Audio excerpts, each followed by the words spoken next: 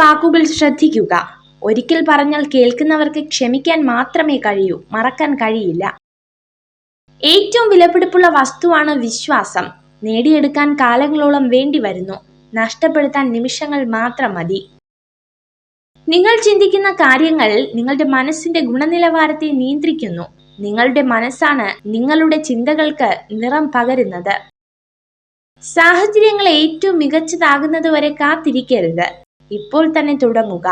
സാഹചര്യങ്ങൾ കാലക്രമേണ മികച്ചതായി തീരുന്നതാണ്.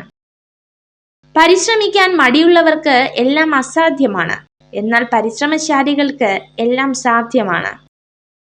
ആരുമില്ലാതിരുന്നാലും നമുക്ക് കൂട്ടായി നാം തന്നെ ഉണ്ടാവുക എന്ന് ഓർമ്മ വേണം. നമ്മുടെ സ്വപ്നങ്ങളും ഇഷ്ടങ്ങളും അറിഞ്ഞ് ജീവിതത്തെ ആഘോഷമാക്കി മാറ്റുക.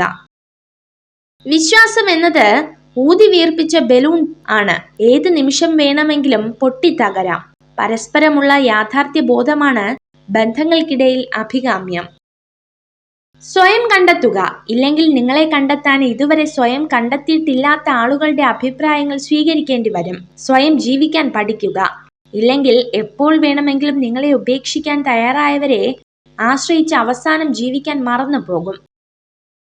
സമ്പത്തിന്റെ പേരിലോ സൗന്ദര്യത്തിന്റെ പേരിലോ മറ്റെന്തെങ്കിലും കാരണങ്ങൾ പറഞ്ഞോ നമ്മളെ തരം താഴ്ത്തുന്നവരുമായുള്ള സൗഹൃദം ഒഴിവാക്കുക. വാക്കുകൾ സ്വതന്ത്രമാണ്, നിങ്ങൾ അവ എങ്ങനെ ഉപയോഗിക്കുന്നു എന്നാണ് പ്രധാനം.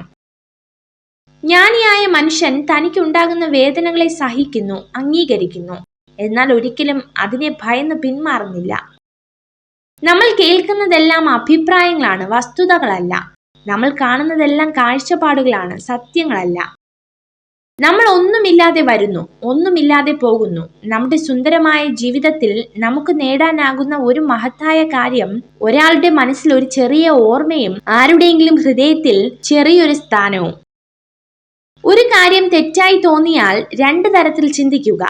വ്യക്തി പ്രധാനമാണെങ്കിൽ കാര്യം മറക്കുക, കാര്യം പ്രധാനമാണെങ്കിൽ വ്യക്തിയെ മറക്കുക.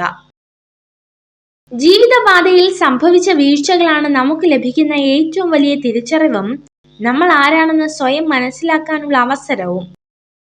ഒരു സ്ത്രീ സ്നേഹത്തോടെ സഹകരിച്ചാൽ 91 പുരുഷന്മാരും മാന്യമായി സഹകരിക്കും.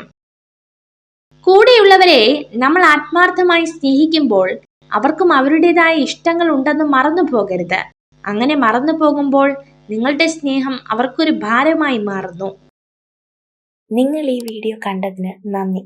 ഇതുപോലുള്ള കൂടുതൽ വീഡിയോകൾക്കായി ചാനൽ സബ്സ്ക്രൈബ് ചെയ്യൂ.